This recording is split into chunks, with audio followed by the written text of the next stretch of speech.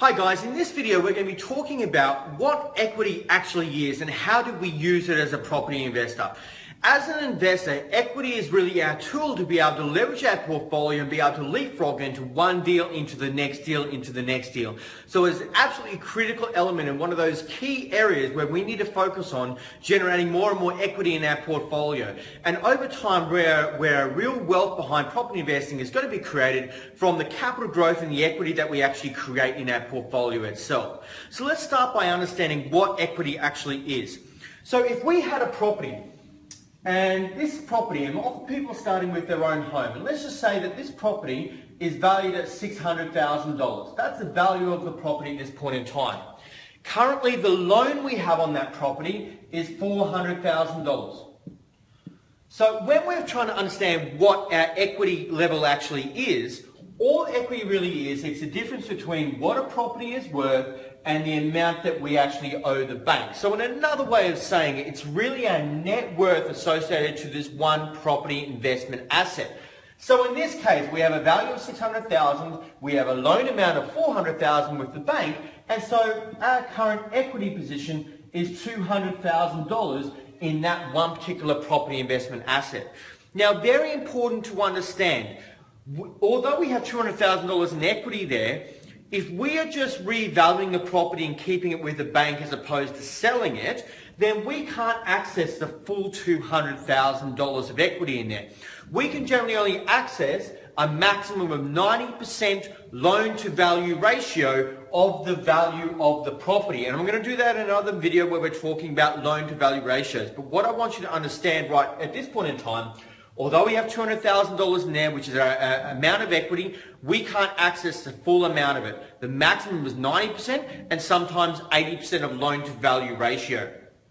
Now, if we were talking about that we could access the full $200,000 just as an example, what we want to understand is how do we actually use that to continue buying more and more property with it. So what this $200,000 represents, and often this can be pulled out effectively in cash with the lender, right? So this $200,000 can be used to fund future deposits and costs so we can go and buy more and more property with it. So when we are buying a property, we have to put down a deposit. Now again, when it comes to loan to value ratio, often people might be buying property at either a 90% loan to value ratio or an 80% loan to value ratio. Under a 90% loan to value ratio, we have to put down 10% deposit in cash or in equity. But we also have to pay some costs. So some things like our stamp duties and our legal fees and any other fees, valuation fees, any other fees associated with buying the property itself. And the rule of thumb that usually works out is 5% of the purchase price goes in costs associated with purchasing the property. So with a 10% deposit plus 5% in costs, we need to put down a 15% deposit per property. And guess what, guys? That 15% comes from the equity that we've gone out and pulled out of this property over here.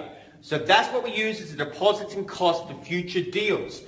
And again, if this property was then valued at $500,000, for example, great, we get our 10% deposit down, which is $50,000. We pay our 5% in costs, which is another $25,000. So $75,000 out of this particular equity bucket up here is used to buy this property.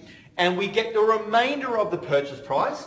So $500 minus $75,000 is $425,000. And we get that remainder amount from another bank or another lender. So effectively what equity really is, it's really just a loan where we take an increased loan out of one particular property.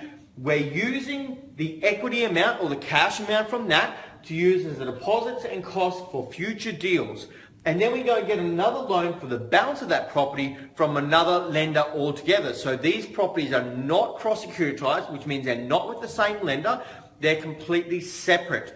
And I'll talk about cross-securitization again in another video, but the thing I want you to get at, and where a lot of people get confused out of, is that they think because they've included this money as part of the deposit for this particular property, that their home, for example, is now secured against the investment asset, which actually is not accurate.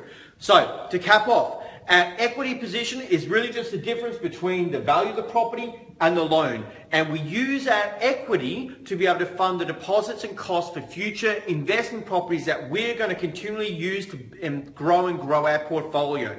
And over time, as this property grows in value, we'll pull equity out of this one to then potentially leapfrog into the next one, where we use the equity position from here to be able to fund the deposits and costs, another 10% deposit plus 5% in cost to fund the purchase of this next property.